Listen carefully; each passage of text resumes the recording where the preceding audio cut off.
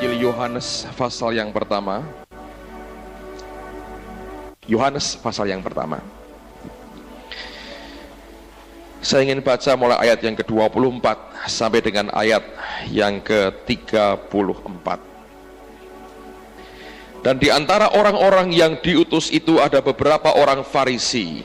Mereka bertanya kepadanya, katanya, "Mengapakah engkau membaptis jikalau engkau bukan Mesias, bukan Elia, dan bukan Nabi yang akan datang?"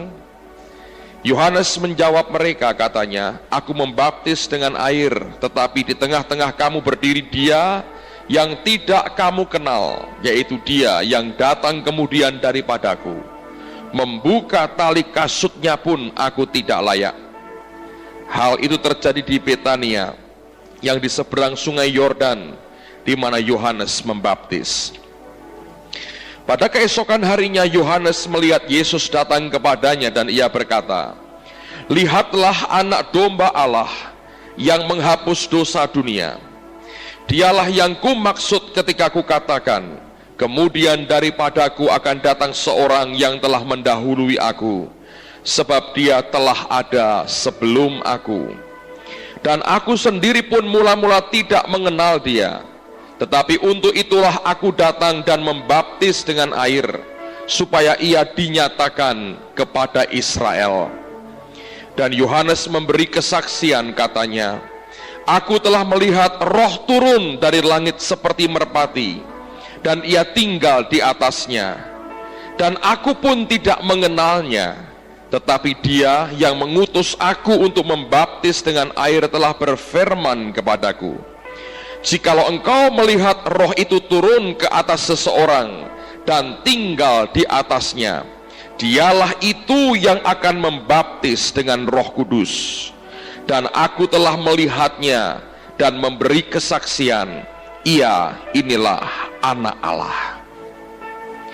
Kapan saatnya Yohanes melihat Roh turun ke atas Yesus? Ketika Yohanes membaptis siapa? Tuhan Yesus. Di mana, saudara? Di sungai Yordan. Saya coba untuk meneruskan pelajaran tentang Yakub, tapi masa break itu beberapa saat sebelum Anda mulai, Roh Kudus berkata kepada saya, "Tidak sekarang." Dan Dia berkata, "Aku ingin tunjukkan sesuatu kepada anak-anakku pada hari ini." Dan tiba-tiba Tuhan buka mata rohani saya, dan Dia berkata, "Coba pelajari tentang Yordan, karena ini yang aku ingin berikan kepada mereka, menutup akan seluruh pengajaranmu sepanjang minggu ini, dan beritahu kepada mereka tentang Yordan." Saudara, dorongan Tuhan itu membuat saya antusias, karena dengan begitu mendorong saya belajar sesuatu. Dan pada saat kita belajar dengan pimpinan Roh Tuhan, saudara akan menemukan perkara-perkara yang mungkin tersembunyi selama ini, tapi yang Tuhan ingin expose dan Tuhan ingin buka di antara kita. Ketika saya berdoa, "Tuhan, apa maksudmu dengan engkau mengatakan pelajari tentang Yordan?" Dan Dia berkata, "Aku ingin tunjukkan satu aspek dari Yordan yang kamu bahkan belum pernah mengerti sebelumnya." Dan tiba-tiba Tuhan dorong saya punya satu ensiklopedia Alkitab, dan Dia berkata, "Kamu buka akan bukumu itu." Lalu saya buka, saudara, dan di dalamnya ada satu informasi yang menarik sekali. Nah, begini saudara ya, kalau saya sampaikan info tentang beberapa buku yang saya baca, lalu saya bacakan, saya tahu itu menarik saudara. Tapi kalau semua yang saya punya Anda ingin punya, kopermu tidak muat nanti kalau pulang, saudara. Jadi jangan pengen lihat ensiklopedia saya, lalu Anda berkata, "Boleh nggak yang ini saya fotokopi, Pak? Ini tebel kayak begini, 5 biji, saudara." Jadi jangan ingin fotokopi, dengerin aja baik-baik. Dan masukkan di hati, Anda pulang bawa fotokopi di hatimu sendiri. Nah, Yordan itu apa, saudara? Saya sering dengar orang berkata, Yordan artinya the river of death, atau sungai kematian. Tapi ada satu sejarah dari Yordan ini yang memberikan suatu makna yang lain dari apa arti Yordan sebenarnya. Yordan itu artinya juga the river is the judge. Sungai itulah hakim itu. Nah, pengertian ini sebetulnya ada historisnya, ada sejarahnya, Mengapa sampai sebagian orang menyebut kata Yordan dengan pengertian the river is the judge, atau sungai itu adalah hakim itu? Beberapa abad yang lalu pada zaman-zaman lama ada suatu tradisi dari orang-orang yang tinggal di daerah itu, yaitu bahwa karena sungai Yordan itu pada beberapa bagian punya kadar penurunan yang kecuraman yang cukup. Nah, lalu orang berkata begini, ini kebiasaan pada zaman dulu. Kalau ada orang didapati bersalah dan dia mengotot berkata aku tidak bersalah, maka penghakiman terakhir diserahkan kepada sungai itu. Apa yang mereka buat? Orang yang didakwa bersalah ini dilemparkan ke dalam sumur itu, sungai itu, lalu dia akan hanyut oleh karena sungai itu. Kalau sampai dia bisa survive dan tetap hidup, maka orang berkata kamu tidak bersalah. Tapi mereka punya keyakinan kalau sampai mereka masuk ke sungai itu dan mereka hanyut dan mati, mereka beranggapan orang itu pasti bersalah. Dari dasar tradisi inilah, maka orang menyebut Yordan sebagai the river is the judge, bahwa sungai itulah si hakim itu. Menarik sekali bahwa Yordan itu akan menunjukkan kalau orang dimasukkan ke dalamnya dan dia tidak muncul lagi, berarti orang itu salah. Kalau orang dimasukkan dan dia muncul lagi, maka orang itu dikatakan sebagai orang yang benar. Yohanes Pembaptis membaptis mereka di mana, saudara? Di sungai Yordan. Apa yang terjadi? Mengapa pada saat itu Alkitab mengatakan Roh Kudus turun ke atas Yesus? Perhatikan bahwa Alkitab memberikan akan suatu data yang sangat spesifik sekali. Kapan saatnya di mana Roh Kudus itu dicurahkan kepada Yesus, diberikan di atasnya. Coba buka Matius pasal 3, lihat pada ayat yang ke-13. Matius pasal 3, perhatikan pada ayat yang ke-13. Alkitab berkata begini, maka datanglah Yesus dari Galilea ke Yordan kepada Yohanes untuk dibaptis olehnya. Tetapi Yohanes mencegah dia, katanya, akulah yang perlu dibaptis olehmu, dan engkau yang datang kepadaku? Lalu Yesus menjawab, katanya kepadanya, biarlah hal itu terjadi, karena demikianlah sepatutnya kita menggenapkan seluruh rencana kehendak Allah. Dan Yohanes pun menurutinya. Sesudah dibaptis, Yesus segera keluar dari mana? Dari air. Dan pada waktu itu juga langit terbuka, dan ia melihat Roh Allah seperti burung merpati turun ke atasnya.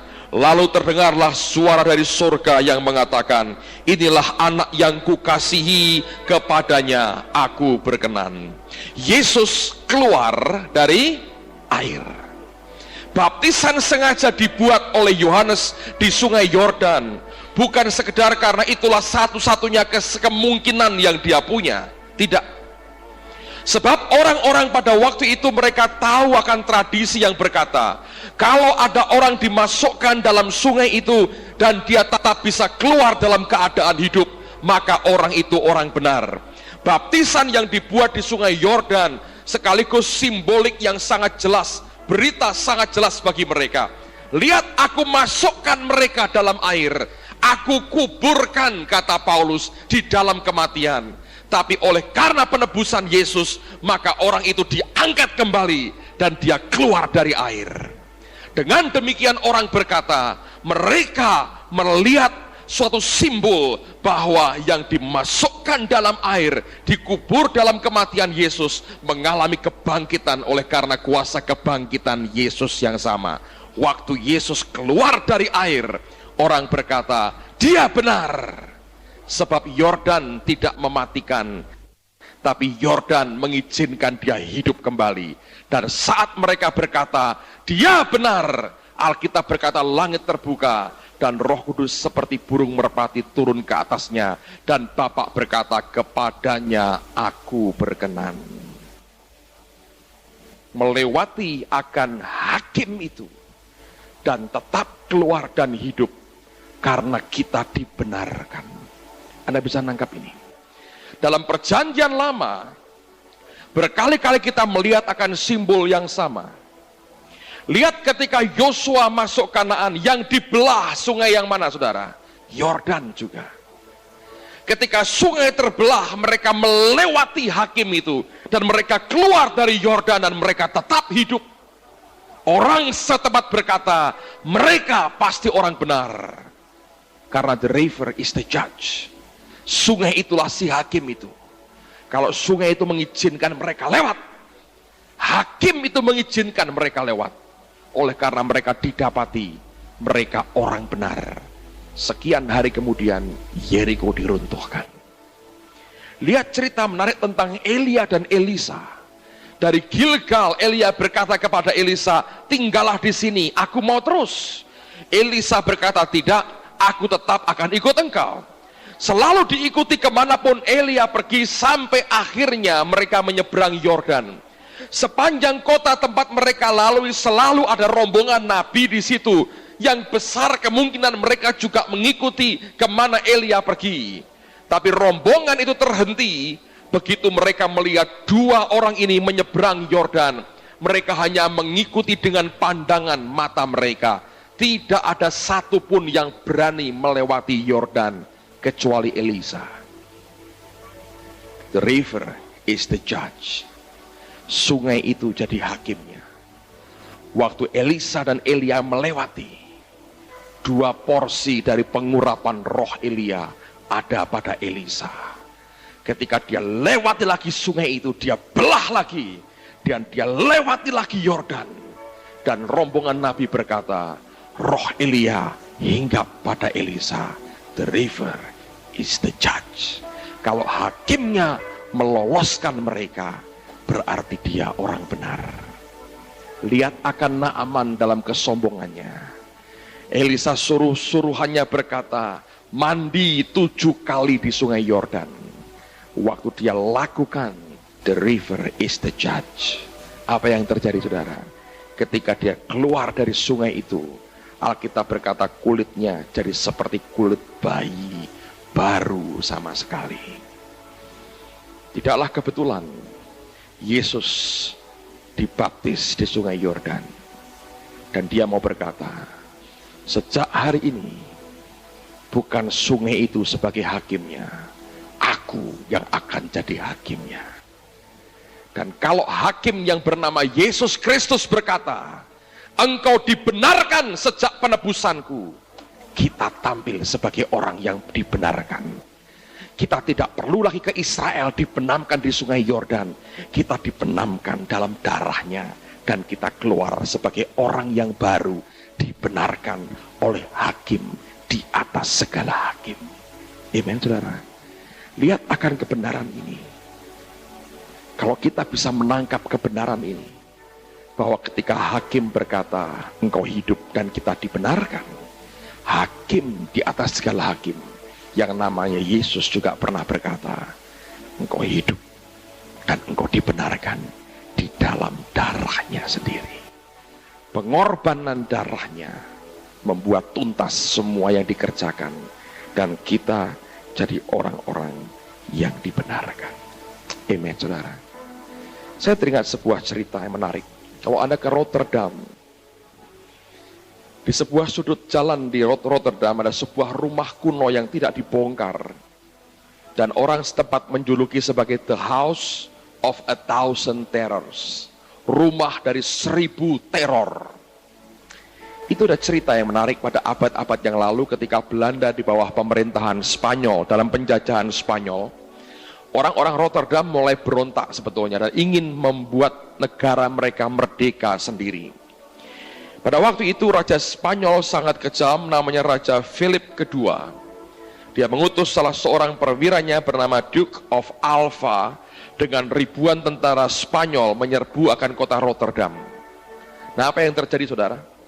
Tentara Spanyol ini masuk dari rumah ke rumah dan membantai seluruh isi rumah dari yang dimasuki. Didobrak pintunya, dibantai, disembelih semua warga rumah itu. Dia buat pembunuhan mengerikan besar-besaran. Di rumah itu yang sekarang disebut sebagai rumah 1.000 teror itu, diam satu keluarga. Dan mereka dalam keadaan panik dan ketakutan. Mereka dengar jeritan orang-orang yang dibantai begitu dekat, makin mendekat, makin mendekat, makin mendekat. Dan tiba-tiba salah seorang anggota keluarga itu, mereka temukan suatu ide yang luar biasa. Mereka lihat dari jendela, tentara makin mendekat, dan darah menggenang keluar dari rumah-rumah yang mereka baru masuki. Darah dari orang-orang yang mereka bantai. Orang ini lari ke belakang rumah, dan domba yang mereka punya, dia bawa masuk dalam rumah itu, dan dia gorok lehernya, dia sembelih. Apa yang dia buat, saudara? Darah domba itu dia tampung, kemudian dia siramkan ke arah pintu dari rumah itu. Jadi antara pintu dengan lantai kan ada space-nya, ya. Disitulah dia tumpahkan darah itu sebanyak-banyaknya, sampai mulai keluar darahnya.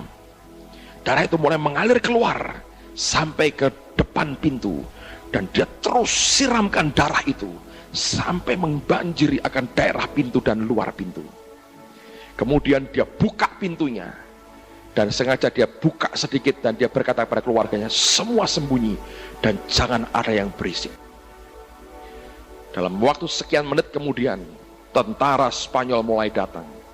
Waktu mereka akan dobrak pintu itu, mereka lihat pintunya sudah terbuka, dan kaki mereka menginjak darah, merah di mana-mana. Mereka mundur, dan komandannya berkata, tinggalkan rumah ini. Orang-orang kita sudah selesaikan tugasnya dengan baik. Dia lihat pintu terbuka, darah menggenang. Mereka lewati, dan itu rumah satu-satunya yang lolos dari pembantaian dan dipertahankan masih ada di Rotterdam sampai hari ini. Darah menyelamatkan seisi rumah. 2000 tahun yang lalu, darah Yesus, darah si hakim itu yang ditumpahkan buat kita. Kalau hari ini kita menikmati tubuh dan darahnya, ini anugerah, saudara. Bukan lagi the river is the judge, but Christ Jesus is the judge. Dan hakim yang hebat itu berkata, engkau hidup karena aku benarkan engkau. Engkau dibenarkan lewat penebusan dan penumpahan darahku. Kita akhiri pelajaran sepanjang minggu ini dengan bersyukur atas tubuh dan darah Yesus yang diberikan kepada kita, dan darah yang ditumpahkannya tidak pernah kehilangan kuasanya. Amen, saudara. Tutup Alkitab dan mari angkat tangan kita. The blood that Jesus shed for me way back at Calvary, the blood that gives me strength from day to day, it will never lose its power, for it reaches to the highest mountain, and it flows to the deepest valley. The blood that gives me strength from day to day, it will never lose its power, for it reaches to the highest mountain, and it flows to the deepest valley. The blood that gives me strength from day to day, it will never lose its power, for it reaches to the highest mountain,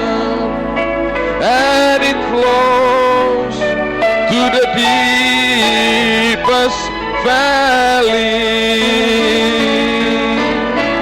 The blood that gives me strength from day to day, it will never lose its power, for it reaches